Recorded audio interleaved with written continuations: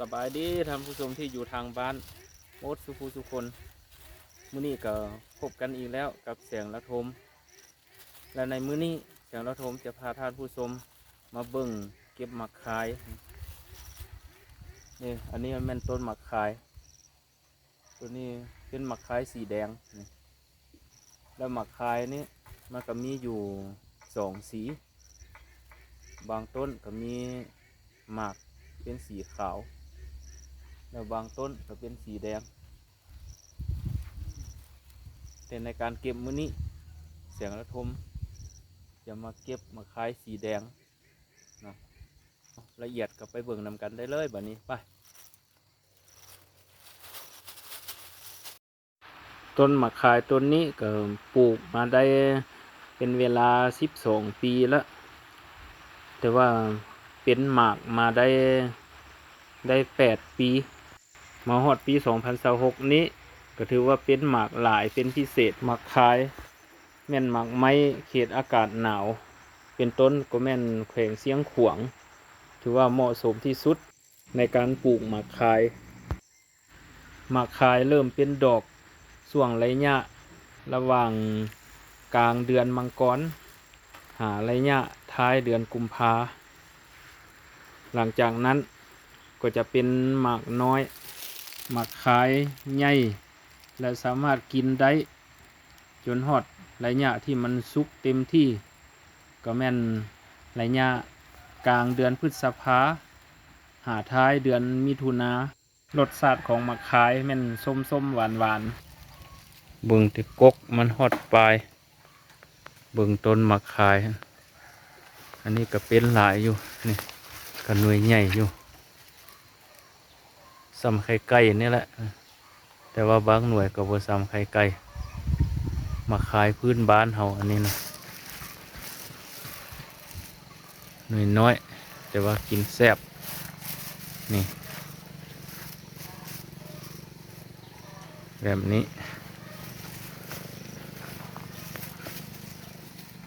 มาขายแดงหรือว่ามาขายข้างนี่เป็นหลายอยู่ได้นี่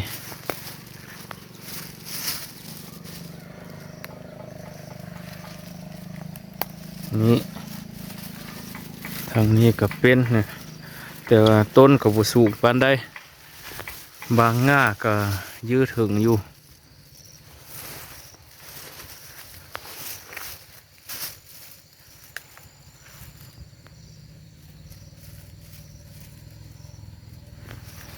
อันนี้ก็เป็นต้นมะขายขาวอันนี้ตัวนี้เป็นยังบ่สุกดีมะขายแต่ละหน่วยมันก็จะมีขนทั่วหน่วยของมันซึ่งพวกเราเอิ้นว่าขายย้อนแนวนั้นเพิ่นจึงเอิ้นชื่อว่ามะขายต้นมะขายมะมันและต้นมะฝูงซึ่งแม่นต้นไม้ตระกูลเดียวกันสามารถเอาง่ามันไปต่อใส่กันได้ในช่วงระยะท้ายเดือนธันวาระยะนี้ต้นไม้กำลังเริ่มจะโป่งใบมื้อนี้แสงระทมก็ได้มีโอกาสมาเก็บมะขายในการเก็บนั้นก็จะได้เก็บแด่แล้วก็จงไว้นำต้นมันนี่แด่ไว้กินหลายมื้อถ้าว่าเราเก็บไปบัดเดียวหมดมันก็จะเน่าเนาะถ้าว่ากินบ่หมดต้นมะขายต้นนี้ก็เป็นต้นต่ำแด่ในการเก็บมันก็บ่ยากปานใดว่าอยู่ดินนี่ก็สามารถจื้อเก็บเอาได้ก็มีส่วนน้อยที่ว่าได้ขึ้นไปปิดเอาอยู่ปลายพุ่นตำนี้ตอนนี้หน่วยงามแดง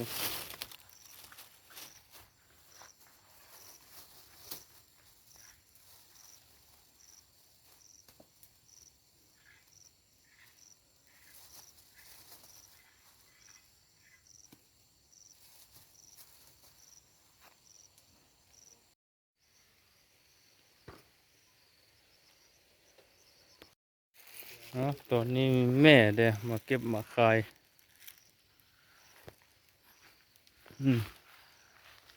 อันนั้นแหละสิเป็นมือกลองให้อันนั้นนะคนเป็นมือกลอง อันนี้สีน้องดีนี่ นี่มาคาย ลง คาย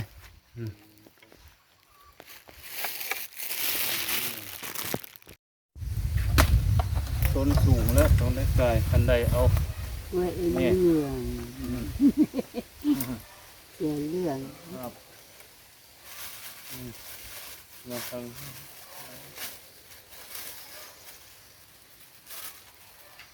นี่เก็บมาคายเป็นปีแล้วนี่ทีนี้มันเป็นหลายแล้วมาคายนี่นี่ เลี้ยงแบบเห็นโห นี่นี่นี่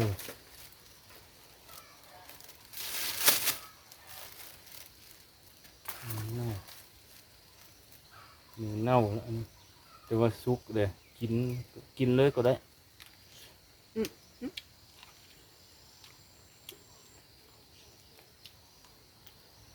เรื่องครับ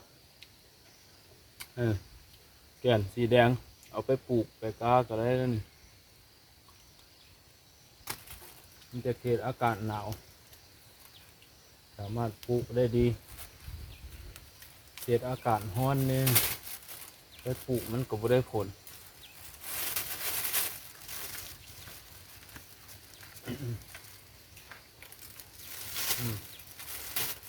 เลยเพียงหัวกันไดเลย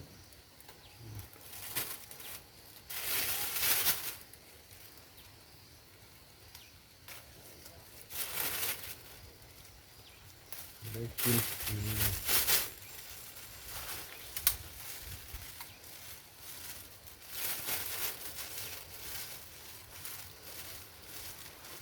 นี่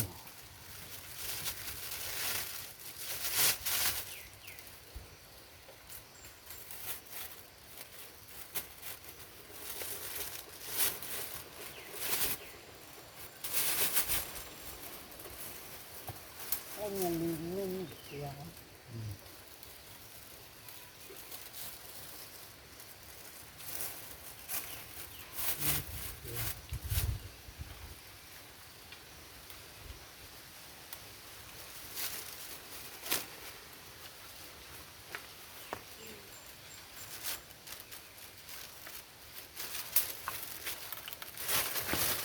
ขายหน่วยงามแดงแดงโอ้สุกดีแล้วแก่นกระแดงเอากินมาขาย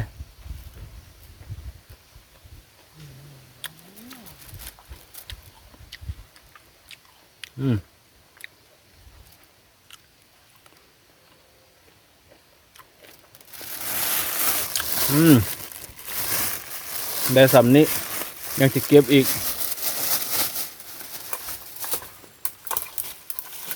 มาทางนี้บ้างนะ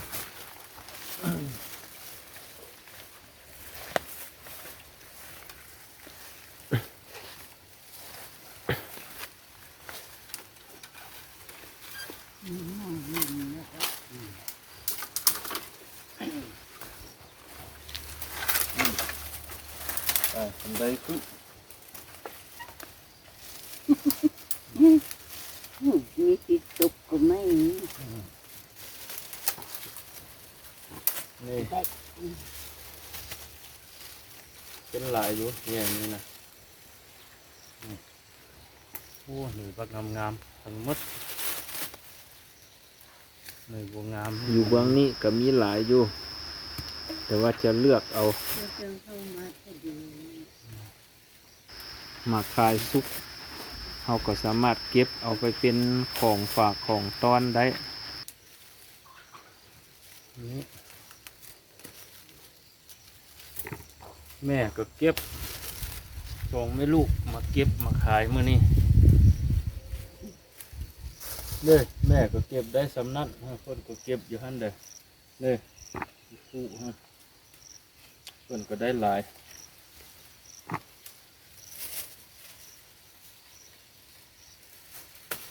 แต่มาคายสุก มันถ้าเพิ่นย้อนก็มีอัน นี้เอาผลหลาย อยู่นี่น่ะมีแม่ นี่มันเป็นพัวอยู่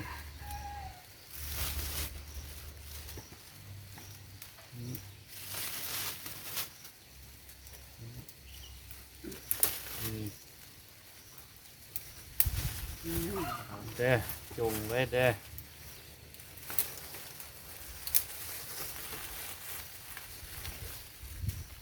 เอาเบิดแค่มันก็บ่มีอันกินต่อไป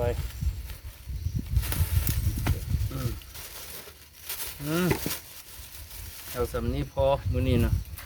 นี่มื้อนี้ก็ได้สองถุงยางได้วนี่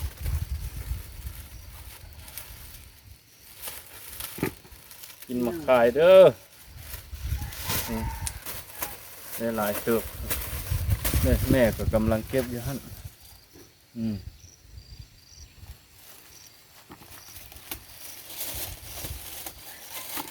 อันนี้ก็เป็นผลงานมื้อนี้แหละนี่รวมกันมันคำนี้นี่สองแม่ลูกเก็บ นี่น่ะ อันนี้ก็แม่นมือกลองเด้อนี่นะมือกลองกำลังปัวแขนอยู่มันเจ็บแขนยังพทันดีครับผ่านมาเพิ่นก็นอนอยู่ห้องหมอพุ่นแหละแล้วตอนนี้เพิ่นก็ดีขึ้นหลายแล้วสามารถมาเป็นมือกลองให้เฮาได้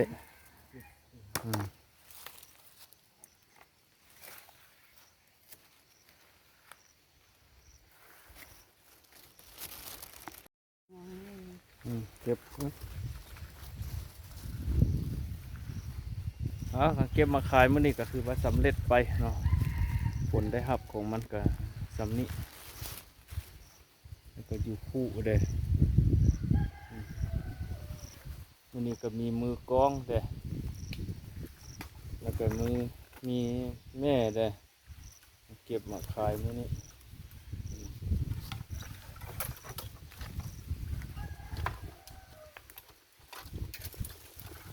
จะเอาคู่ แม่ก็กำลังเอาคันไดเมื่อบนนักคันไดเบา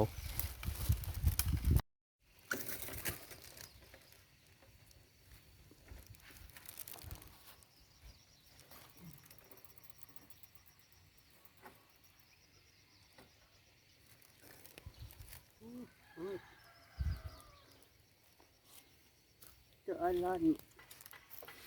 ๆ